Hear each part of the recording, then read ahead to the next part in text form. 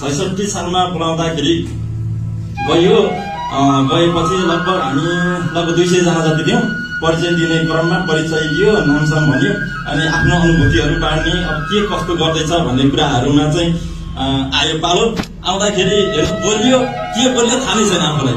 एक सुरु गऱ्यो, अर्को कहाँ बोलिन्छ होइन। त्यसले गर्दाखेरि के हुँदो रहेछ भने बोल्ने तरिका थाहा भएन र डर लाग्ने आफूभित्र।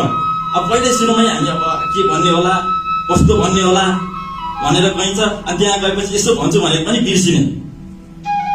त्यस्तो भएको र कति ठाउँमा कति सभाहरूमा त म भागेको पनि छु साँच्चै भन्नु पर्दाखेरि। 2-4 जना अगाडि बोल्नुपर्छ भनेर यसरी भागेको थिएँ। तर आज आएर चाहिँ अनि यतिको जनामा बोल्नु सक्नु भनेको यो भर्तु स्टारलाई जान्छ र उमेश सरलाई चाहिँ यसको श्रेय जान्छ होइन। र यो साथीहरूमा पनि जान्छ, साथीहरूले पनि साथ सहयोग गर्नुहुन्छ। उहाँहरूको लागि धेरै धेरै धन्यवाद होइन।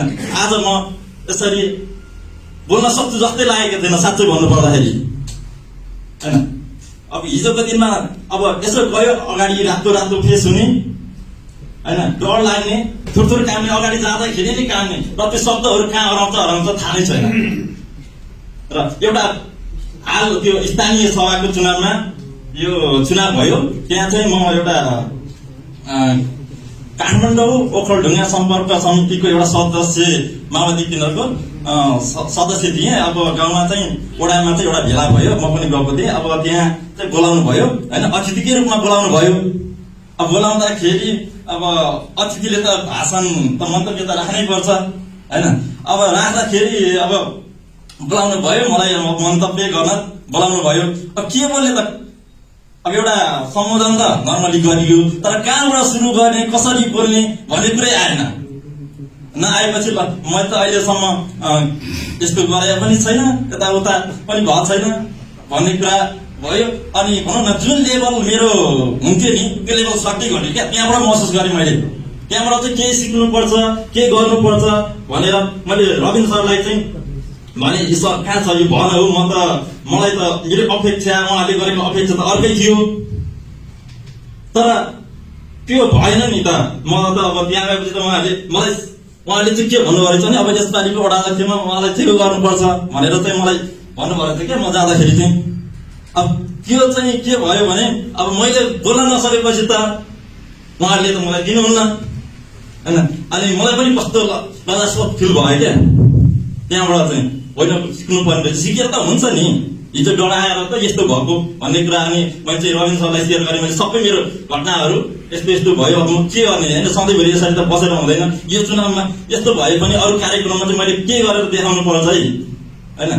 मेरो प्रतिष्ठा भनौँ न उहाँले जस्तो सोचेको थियो त्यो चाहिँ भएन नि त।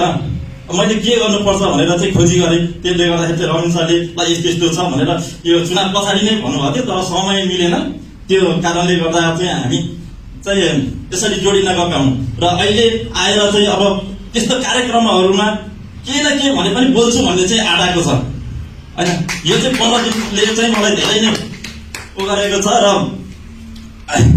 यसको प्रभाव अब उहाँहरू मेरो समाजमा चाहिँ छर्छु। र मेरो यति मात्र होइन, बोल्ने शैली मात्र होइन, जीवन शैली व्यवहारमा मेरो व्यवसाय पनि छ।